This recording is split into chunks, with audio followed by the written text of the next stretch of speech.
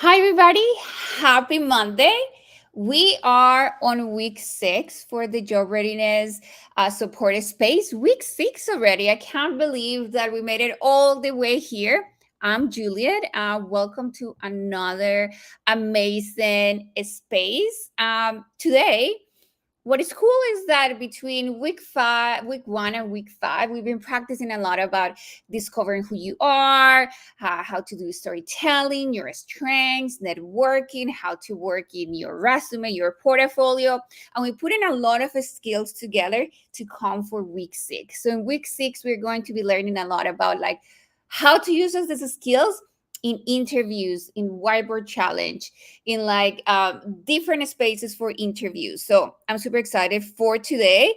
As you see, we are doing problem solving workshop, whiteboard challenge mastery. And if you are in YouTube or if you are on LinkedIn and you have any questions, make sure that you type them on the comments so we can show these to Ray at the end. So make sure that you type them in as we go. Before I keep saying nonsense stuff, let's have our guest speaker on. Hey, Rue, how are you? Nice to have you here. I'm doing great. Hi, thank you so much for having me. Um, Um, are you going to say a little bit about you, or should I ask you right now and then I leave you by yourself? no, I can present myself. So, hi, I'm Rue Orford. I'm an entrepreneur turned UX designer.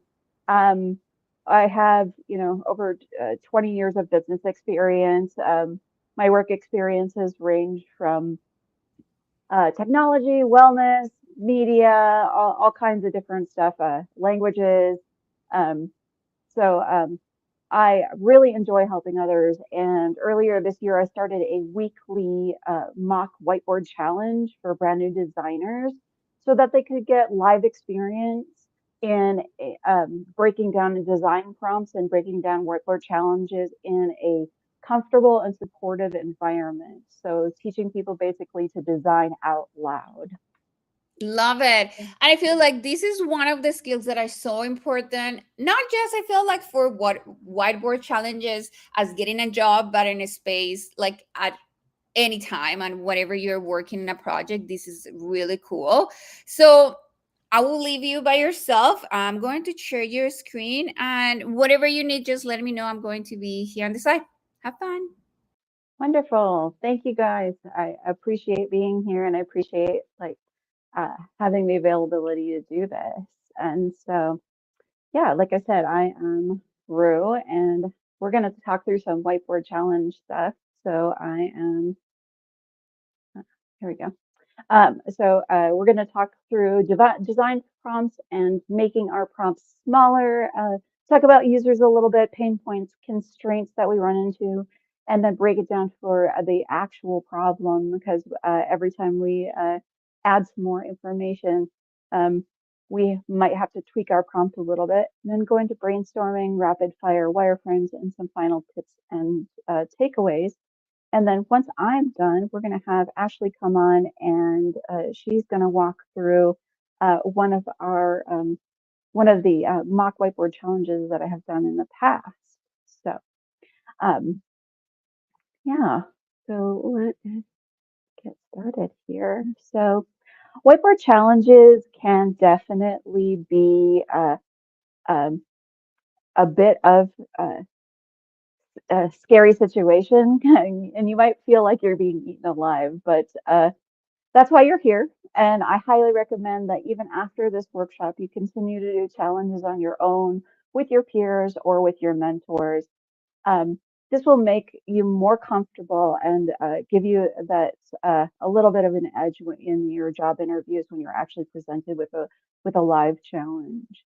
Um, Design challenges can look different for every single company. They do them all a little bit differently, have a little bit of different flavor. It can be as simple as a 15-minute walkthrough, or sometimes it takes hours of your time and it's a take-home assignment to create something that they they are looking for.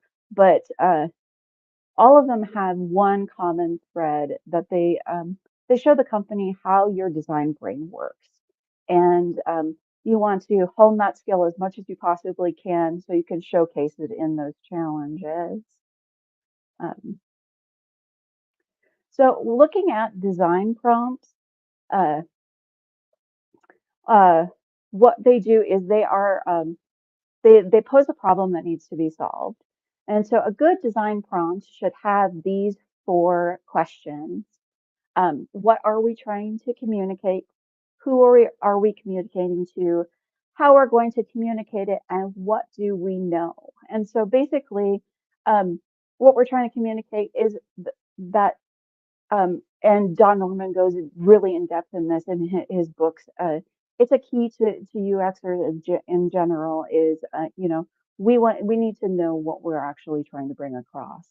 And who are we communicating to? That's our target audience that we're looking for, looking for users and, other stakeholders. How we're going to communicate, that's the platform that we're looking at, whether it be a dashboard or a sortless view or something or other. Um, uh, this is how we're actually going to communicate that to our audience. And what do we know is any kind of background. So any background information about the company, its products, the stakeholders. In Live Whiteboard Challenge, I highly recommend that you ask as many questions as possible to give you the clearest picture that you can. Um, and then when practicing on your own, you can find prompts by creating your own prompts, or there are tons of prompt generators out there. And I'm going to drop some of the prompt generators that I have used uh, into the chat here. Um, so, mm, oh, I was thinking to sorry, Ruth that I you might can have to do always that share in a them. minute. You can always share them with me, and I will add them on YouTube, and I will add them in LinkedIn, so they're always available for everybody that is watching. Wonderful, wonderful. I will go ahead and drop those in the private chat there then. So those are the prompt generators that I have used in the past and have found some pretty good success with. Um, but when we're actually breaking down the prompt, we want to make sure that we are looking at the uh, I like to use the template that goes pretty systematically of the 5W and H method, which we're looking at, what, who, where, when, why, and how. And so uh, using this method allows you to go systematically through as many facets as possible because we're trying to break this problem down into teeny tiny pieces. We want to take that mountain and make it into a grain of sand so we can see all kinds of perspectives from it. And questions that you would use with what is the prompt asking itself, and what is the desired outcome, and what for what situation am I creating this solution? For who am I solving this for? Is our target audience. Who are stakeholders? Who do you want this solution to affect? And then where is the problem actually experienced? Where will that solution be used, and where in the world will see the most impact of that solution that you're creating? For the why does this solution matter? What is the impact of the solution that we're looking at? And then the when is the solution going to be implemented, and when is it not going to be used? And is there any way that we can leverage it so it's used more often? uh, how how is this solution meeting the request of the stakeholders itself, of the people who are giving you that prompt, and how will that solution be expressed, and like on which platform is it going to be used, and how does that solution that you're creating improve the current world? um, yeah, so you want to break down those, and all of these questions and everything I have in that template that I'm going to share with you at the end as well, for you to take away and play with and break down your own design prompts on your own, and I'll share with you guys at the end. Um, So one of the main pitfalls I see with this, right at the beginning here, with this breaking down of the prompt with new designers, is that they like to get ahead of themselves a little bit. They'll break down the prompt a bit, um, but then they'll come up with some sort of solution, and they want to take that idea and run with it. And I understand the excitement that goes along with, finding some sort of solution. But like the key to good UX design is try to break that solution apart, or that problem apart, as much as possible, and come up with a myriad of solutions.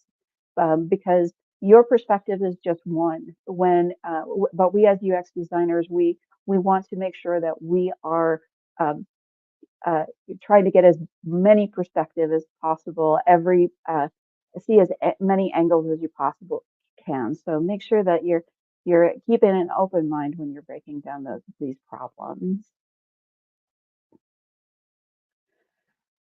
Now, we all know user personas. Everyone has been trained in creating a user persona, and they're a fantastic tool. And these are excellent ways to humanize the experience for teams who are creating products for the faceless millions, Um, so but in challenges, you don't have access to the real life data that you need to create a user persona. And so for my challenges, I actually do encourage people to define the minimalist user and look at the driving behaviors of the user. Why does this user turn to the product that you're going to be designing? Um, uh, we want to step away from stereotyping and schemas, and just look at like the behaviors themselves. Um, and what I like to do is I actually like to break down 4 key variables of whatever we're looking at for what are the key factors in why your users are using the product. And I like to come up with about 4. And then from there, what I like to do is I like to define the level of engagement of the user. So is it a low level engagement? How would a low level engagement user look for this one key variable? And then I jump to a high level engagement. And these are our cheerleaders. These are the ones that are our daily users, heavy engagement. Um, and then I define that under that key variable. And then I go back to the mid so we can find somebody who's in the middle. So looking at the different aspects of that, you can see where you can pick up some extra users here and there. Um, as far as engagement with the product there, and look at it from their perspectives. Why are they a low level user? Why are they a high level user? Um, And so this just gives us a good overview of users without having hard data to create them. And then we move on to pain points. Everybody's so excited about pain points. And so when we're looking at pain points, we not only have to understand the needs of the user, but the needs of the product as well, and where they meet and where trouble spots can occur. And so that's where we come up with the pain points. Um, so I don't feel like I really need to go into the needs of the user, because I feel like we're all UXers here, and can understand the needs of the user, because that is something that is ingrained in us in our training and things like that. But understanding the product needs is also incredibly important, because you're basically the bridge between the user and the business. And so understanding the product very well and understanding the needs of the user will allow you to come up with as many possible pain points and while you're doing your research, and be able to ask those deep questions. But as a um, as a whiteboard challenge, you don't have access to those users, and so you have to become the user who understands the user needs, understands the products, and then come up with possible pain points that you can see. Um, and then another great aspect of it is come up with potential areas of growth. This actually makes you a really valuable candidate for the positions, because um, you're looking not only to you know assist and defend the user, but you're also looking at the future of the product and the company. And so being able to show that you understand both sides of it actually makes you a very powerful candidate.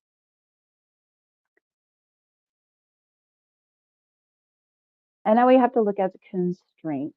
So constraints are wherever our limitations are. While it's incredibly wonderful to imagine designing a flying car, the mass production of them doesn't exist yet. So the technology itself doesn't exist. It's something that we have to keep in mind.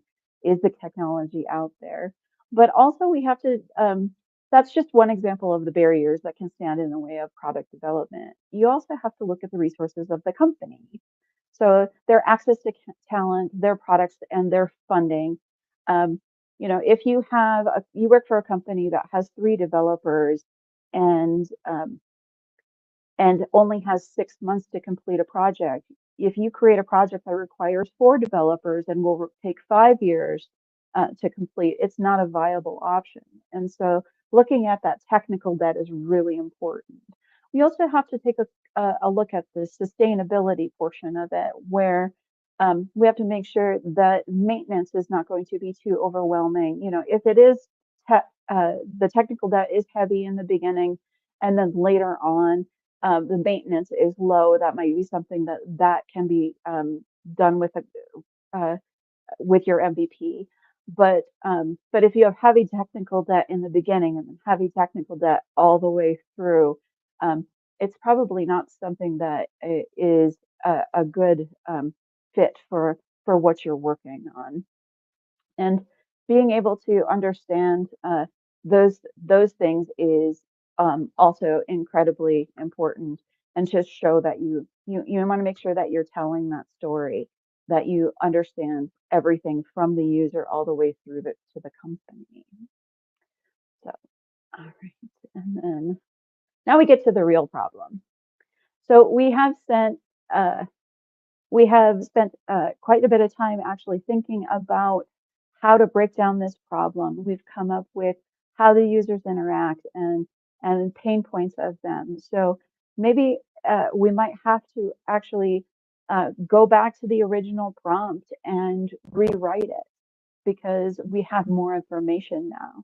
So do you, so with the freshly minted prompt, we want to go back to our minimalist users and the levels of engagement and see where we'll be designing for and creating the outline of the persona that we would use for the remainder of the challenge. Um, but also, we want to make sure that we're keeping in mind business needs as well. So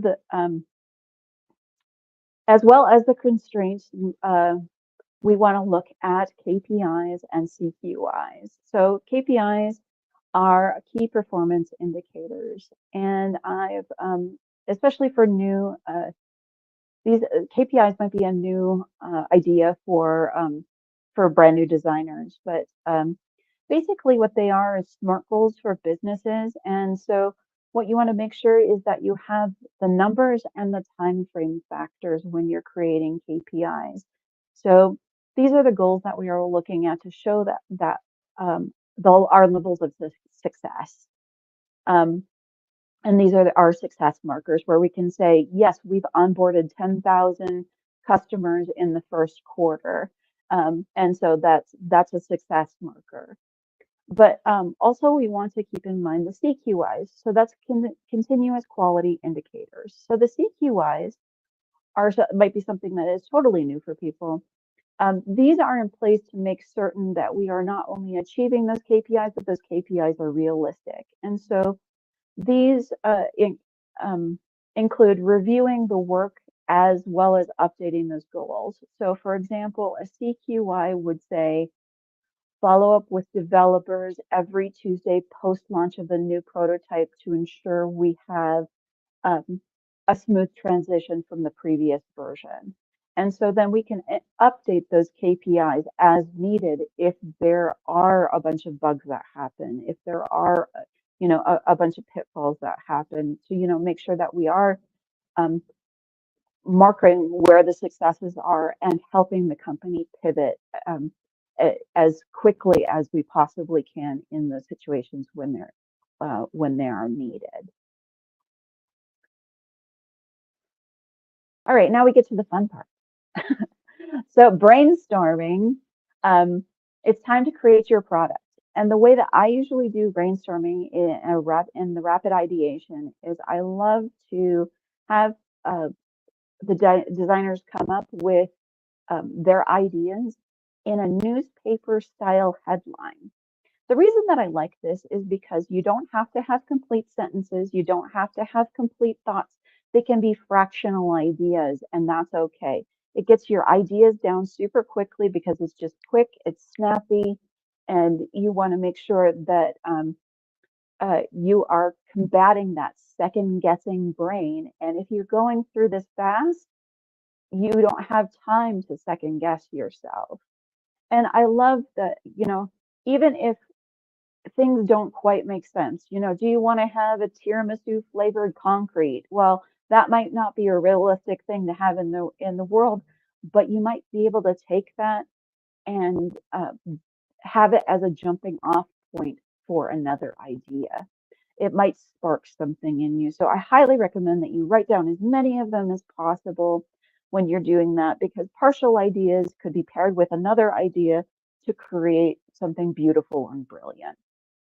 So our next thing that we are doing is wireframing. So wireframes, I highly recommend that you do 10 wireframes in 10 minutes. And I love this exercise, and it does require a lot of practice to get the hang of it, but um, it boosts your rapid ideation. It diminishes your self-doubt because you don't have time. You have 1 minute per frame to create that wireframe. And it doesn't have to be beautiful. It just has to be something that you understand how to do. It allows for a really wide variety of um, of different ideas as well, and it sets you up really well for when you're in high pressure meetings and high pressure situations where you have maybe have a table of executives that you're sitting with, and they want to see something visual and they want it now. Um, so it gives you it gives you this great skill to have. And so I highly recommend that you practice, practice, practice with this, and and it does take some time to actually get that speed down. And so, um, but yeah, it's a wonderful skill to have, 'cause so you can design at a minute's notice. And I recommend that you do both on paper, on whiteboard, and as well as practicing with your whiteboards, whether it be Figma or a FigJam or another one. Um, yeah, and so here are my final tips and tricks here. The most important thing that I can tell you is relax and be yourself.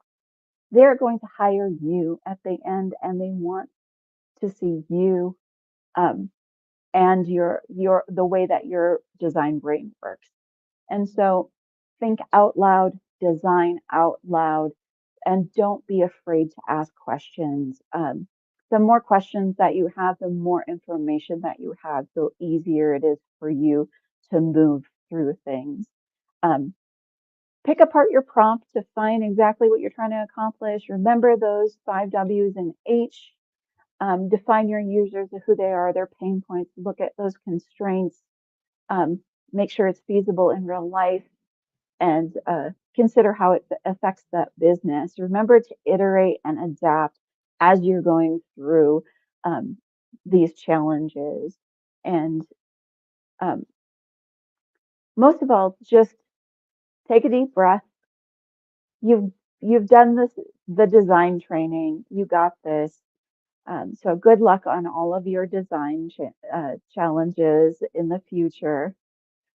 Thank you guys so much for having me. And this is where you can reach me, and we'll be dropping these links as well into the chat. So if you have any questions, feel free to reach out to me. I want to say that my whiteboard challenges are currently on hiatus because I'm the primary caregiver for my mother-in-law who has dementia. But I will once I know when I'll be returning, I will drop that on my LinkedIn. So Thank you, Ruth, so much. I feel like this is like a great way uh, to have us in mind how to do it. I mean, it sounds so scary when we think about a whiteboard challenge. That is like so much that you think need to think about it. But when you break it down as you did, is like a lot of practice that come into place for this, and I feel like that's the cool thing that you do when you bring a lot of people in to do it together.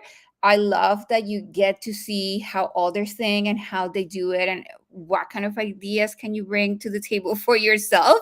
But let's bring Ashley in. Ashley is going to be sharing a little bit about her experience that I feel like is the coolest part. um, Okay, sorry. Yes. Oh, I see it on the other side. I will add all the links that that she share on the root share on here. You will find them on the YouTube video description, the same as the linking, so they're always available. And Ashley, why don't we start telling people who are you first? Certainly. My name is Ashley Berry. I'm a project manager and researcher, also someone that has gone through one of the design challenges that Ruth facilitated. Love it. Yes. Okay. So I will put us here and you go for it. Absolutely. And also, I would encourage if anyone has questions in the chat, this is a very unique experience because not only do you have someone that was going through the challenge for the first time with Rue, but also you do have her who she was the facilitator for it. So you're able to actually ask questions and get a little bit more information. So this one, the whiteboard challenge that we did together was essentially ourselves, and I believe there were 6 or 7 other people with us. And we started off with the facilitation and provided us with the design prompt, where essentially she told us we're going to be designing for Elevate Academy, a tuition-free online website for education. And we just wanted to do the sorted list view of a class registration. When I say this prompt looks so easy, however, when you start networking and talking with different people that have different mindsets and different thought processes, it became a little bit more challenging because we had essentially planned to do all this stuff in 6 minutes, 10 minutes, 8 minutes. I think in 2 hours, we didn't get the full thing done. By then, we weren't at the point of sketching. But it's just so interesting to hear everyone's different perspective and their different walks of life that factored into actually doing it. So, as we said, she suggested that we went into the 5 W's and H's, where essentially we were trying to figure out who's the what, what's the where, all the different questions in order to set up and figure out what our target users were to define on the whiteboard challenge. As you see, we had different aspects. I'll be honest, you see me right there. I didn't get to the last question because it turned into such a bigger conversation, just even thinking about how the wireframes would be laid out to who needs the stuff. Is it the student? Is it the parent? Is it the faculty? Who's the one that's having the most issues or problem? And we all talked it out loud. And the other thing that Rue was very good at during the facilitation was there are 2 people that spoke a little bit more, but she made sure to try to get the people that were not comfortable or was their first time designing with a group of peers to actually go ahead and talk it out and encourage them to say, okay, you don't have to be on camera, but it's nice to have your different ideas flowing so that we can all get together and try different perspectives. I will say my favorite part was actually defining the user because we were organizing them in different ranges in order to see like, okay, what's a high priority process? What's the lower priority spectrum of the process? So we were able to figure that out together as a team and get them organized. And it was rather fun and exciting that day. I think that was by the time we had hit the end of hour 1. We were about at that point. And I do feel like this is also a good networking challenge because essentially you're sitting there listening to other people and just hearing their thoughts, and then you can reach out to them later And it gives you something to do outside of when you're in a coffee side chat with one other person, just thinking, oh, what exactly should we talk about? If you end up with the design challenge and the prompt, you have something to discuss for a full hour to 2 hours. We did discuss the different pain points that students and parents would have. We had constraints, as well as we were narrowing the focus. And this right here could have been a whole lecture because KPIs and, like Ruth said, CQIs are very interesting to try to understand and understand how they fit into the design process. So far from what I've observed from doing her workshop as well as working in teams is we constantly talk about the user needs and skipping over straight to, like Ruth said, the solutions. But we don't ever really focus on, okay, how do we make sure we're building something of quality and making sure the quality stays through all the way to the end. So it was nice to have that slow down and breakdown. And I really would love to get to rapid ideation, but we are here now. And I would say probably if I was to summarize one of these into a headline, I would say filtering courses with the speed of light, because that's essentially the biggest problem that we were trying to find a solution for at the group back in June. So then that is all, unless there are questions about how it was for the design process while I was a person that participated, or maybe there's some questions for Rue about facilitating one. We cannot hear you. Yes, yes, exactly. It happens all the time. I should be better at this already. I feel like maybe for both of you, because you are in both sides of like facilitating and participating. Um, what do you think is the hardest part? Rue, what do you think is the hardest part that participants have during a whiteboard challenge? And let's see if it matches with Ashley's too. Yeah, I think the hardest part that especially new designers have is that slowing it down and breaking it down even more because we are as as humans, we want to have a problem, have a solution, get it done. And as UXers, our job is to break it down as much as possible. And so, and have as many possible solutions that we can choose the best one. And so I find that a lot of new designers get excited about the solution they've come up with and want to run with it. When it's actually best to just, okay, write it down. We want to have that solution on the list, but let's go back and see if there's more we can mine, you know? I feel like these will come to a lot in line to what will happen at work. I feel like maybe we will come into a sprint planning and it's like, hey, we're having this big problem. We need a solution right now. And I feel like even like you were saying, as new designers, I feel like these are the expectations as you as a designer, that you need to think a solution right away because we need to do this now. But I think to come back to your point is really important to step out and say, hey, yes, I feel like I can come out with a lot of different ideas, talk to the developers to see how is this feasible or not. And again, I feel like I love this, how like a whiteboard challenge really reflect what could be at work. Now I'm jumping into something else. But Ashley, what was the hardest part for you? The hardest part for me was slowing down, because prior to this, I had participated in about 3 hackathons where I only had 8 weeks to build things. And normally it was really only 2 weeks to design stuff. So sitting there and getting out of that mindset of like, okay, you don't have to have it done rapidly. So I agree with that point. And also, I would say because I was a junior, but I was a senior among juniors at the time, or at least that's how I felt, trying to make sure that everyone had a balanced voice during the challenge. I felt like there were a couple of individuals where I needed to stop talking and they needed to start speaking up more and that their voices were being muted. Um, how is another good way for people practicing this? I feel like it's really interesting that you do it like in a group, but at the end of the day, what will happen is that when you go into interviews, most likely you're going to be the only design doing it.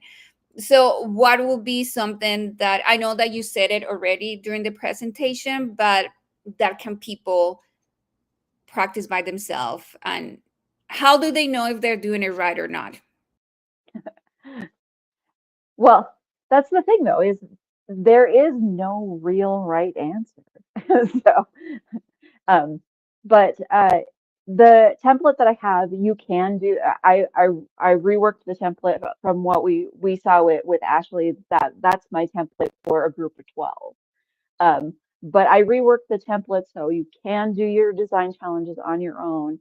Grab one of the generators that are going to be on the list, get a prompt, and then just work through it on your own. And then once you have gone through and done all of that, you can go back, and I highly recommend that you have a mentor.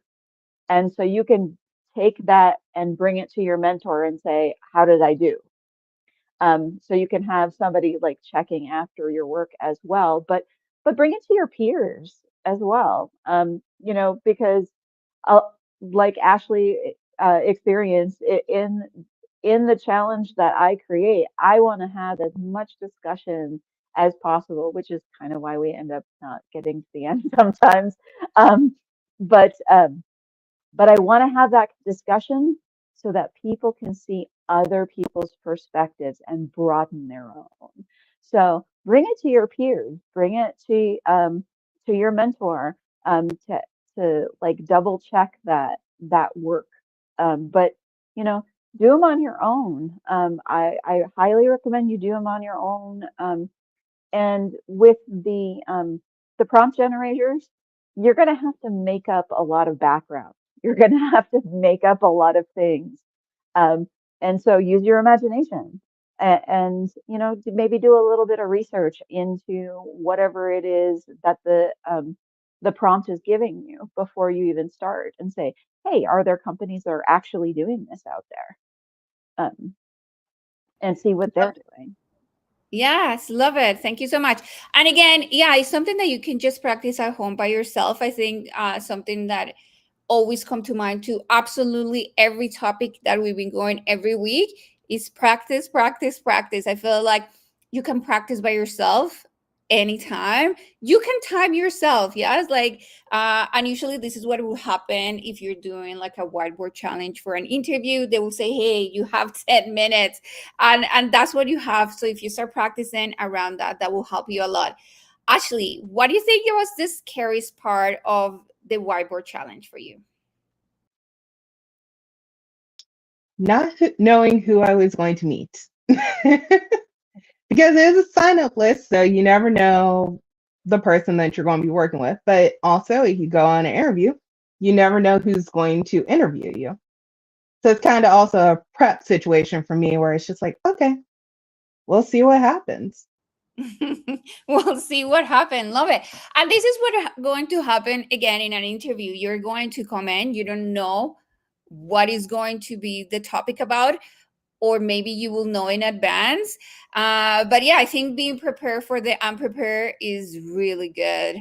A scary part, but really good practice for you. Love it. Rue, I feel like I forgot what I was going to say. Yes. What are the do not do during a whiteboard challenge? Ooh, that's a very good question. Um, don't have a panic attack. But yeah, that's why it's don't put on a facade, really, because they're hiring you, and so so don't put on some sort of facade and design the best that you possibly can, and don't try to make stuff up too much. Um, uh, because yes, there are questions that you don't have answers to, and you most certainly can ask the people who are giving you the prompt what those things are. But you know, don't just get up there and just draw on the board and write on the board. Talk out loud. It's really important because they are hiring you for your design brain. And so they want to know what that design brain is looking like. Um, so yeah, those are a couple of don't do's. Don't have a panic attack. Have it before and after. But I feel Exactly. like practice will help you a lot for this. But actually, if you can give maybe one or two tips from your perspective as a participant and a person that have done whiteboard challenges, what would you give to people? I would say don't be afraid to be the first person to speak. There's no prize for being first and there's no prize for being last. So it's better to say something than regret that you didn't say anything at all. Let's see, a second thought that I have. Be prepared to ask questions because I think we had to stick on the CQI section for a very long time. But it's just because we really did want to understand what did that mean, because then you're prepared for when you're actually doing an interview with the company and you can say, oh, I can already start thinking about the KPI probably for you all is this, or the CQI for you all is probably that. So it's only going to better you to ask more questions. I feel like the questions are always good. And I think something coming back to what Rue was mentioning, you don't need to know absolutely everything. That's why you have the people who is doing the interview there for. And I feel like maybe people want to like show that they're smart and they know absolutely everything. People even at work, they don't know absolutely everything. Yes, that's why we have different stakeholders, and that's why you're working in a team to go and ask questions. Is this possible? Is this relevant? Do we need this? How long is going to take? And I feel like just thinking about, we hire people not long ago, why people were successful on the whiteboard challenge. One of them, and again going back to what you mentioned, Rue, is they were writing absolutely that was coming to your mind, and it was not a perfect, like writing perfect sentence. I mean, you were on the clock, yeah, so you cannot write perfect sentences. Yeah, And they were certainly don't asking, write full sentences with periods and punctuation. yes, I don't even do that when I have time, so I Yeah, don't know when I'm like no, in a bullet rush. points. Bullet points. Make sure that you understand what you're saying and say your thoughts out loud as you're writing, tiramisu concrete, you know. So And I feel like that thought of aloud is going to show a lot of how you're going to be working in a team environment and what kind of questions are you going to be asking. And again, coming back to your point, is like we want to see how you think as a designer and how you break down a problem. And something, maybe I have a question here is, I know that is like, don't go to the first idea that comes to your mind, but then what happens if I have a lot of ideas and then I have to go to something? How do I choose the best idea to go forward? Rue. um, I would go to card sorting at that point. Making sure that you are following your prompt the best that you can, and you know, um, go through and just you know try to organize your ideas into sections, and that way you can, maybe it's not even on the list yet and you've grouped 4 sticky notes in in a thing, and then you come up with the solution from there. um, so so yeah, I would probably go to card sorting at that point. And at one point, again, if you have, I feel like for me, again, going back to the example of people who were doing the whiteboard challenge, is just go with something. Yes, it's not that you have like Yeah, another it hour. doesn't have to be the perfect idea. Yes, It doesn't have to exactly. be the perfect idea. If you, if So you want to have all of the ideas, but you have to also be very cognizant of the amount of time that you have. Mhm. And um, so if you have limited amount of time and you have the one idea and you know where to go with it, grab that one and run. Yeah, and I feel like this will come to a lot of explanation of why did you choose that and your thought about it. That's going to be really important, even if you're missing something and it's something that you can add and ideate in the future. But just go with it, and yes, just go with it. I feel like I keep running. Okay, yes, Ashley. Maybe I'm going to do one more question and then we are good to go. But Ashley, how have you used these whiteboard challenge experience outside of a whiteboard challenge? How does he have how these have helped you in other aspects? That's a great question. And it's a subconscious thing, not a conscious thing. So now trying to bring it up to the surface. I would say I've used it so far on a couple of my volunteering opportunities when I'm thinking about, okay, whole picture, what's the plan, what's the goal? Let's go ahead and try to rapid ideate this out. However, slow down a little bit. So making sure that we're discovering the user's needs, the pain points, and making sure that we're actually abiding by those when I'm creating a product with a group of people. And also making sure to listen to other people's feedbacks and make sure that everyone's voice is pronounced and heard. So being more of an active listener, but also problem solving, and then realizing the constraints sooner.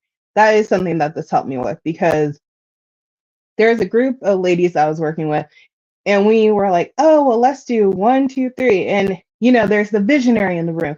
However, it's also sitting there looking and say, oh, well, we also have X, Y, Z to think about. So just grounding more of my projects is what Rue's Design Challenge has helped me to do as a designer, project manager, whatever title I may be in the future. I love that. And again, I feel like what I love about like Rue's whiteboard challenges with a multiple group of people is that that's the environment that you're going to be doing at work, and then something that you can practice at home for regular like problem solving, kind of cleaning up, clear direction. So it's a good combination for both things. Like as for you working in your personal life, I feel like this is something that you can even use in your personal life for your personal problems. Why not? uh, those are free prompts that you can use. You don't need anyone to help you with those. Rue, if we can leave with one big next step that anyone can take from here, what it will be? Um, just jump in and do it. You know, don't be afraid to do these on your own. Don't be afraid to reach out to your peers, reach out to your mentors, to get these challenges under your belt and just start doing them. So just dive right in. That's the best way to do it is just start, and then you'll continue to grow and learn from there. And again, you shouldn't be perfect about any of this. I feel like that's where we are in every day. Perfection is, I feel like imperfection is the perfection thing that we all need to be doing every day. Ashley, what about you? One thing that someone can take as a big learning from today? Keep trying and persevering. Love it. Yes. Thank you, everybody. Um, as I went mentioned before, all the links that Rue share, they are on the comments, and I will move them into the summary of this video. You can find us in linking on the cherry on tag or on the YouTube channel to watch this again anytime, and all the links will be there. I'm excited. Next week we are moving. I was going to check my calendar and I closed it because I haven't done this, but we are continue practicing all the skills that we have learned in the last 5 weeks. On Wednesday at 3 p.m. PST, we are going to have Esther, she's going to take us through all the process that developers are going in the interview process. What are the things that developers should be doing or not doing? This is going to be spicy. Then on Thursday, we have Daniela from Salt, that is our recruiting agency. She's going to tell us all the thing about what a recruiter's looking into, people coming into tech. And Friday, to close up the job readiness, we're going to have Lenka. She's going to talk about all the stress that is going to look for a job, that is going into the job market. I think this is a great way to finish the job readiness. Thank you, you two, for Thank you so much. This was really yeah, fun. yeah, I love it. Ashley, thank you for being such a great player with us. I love it. For coming and unprepared for my side and being so prepared like nothing happened. Everybody have a great rest of the week. Love it. Thank you so much.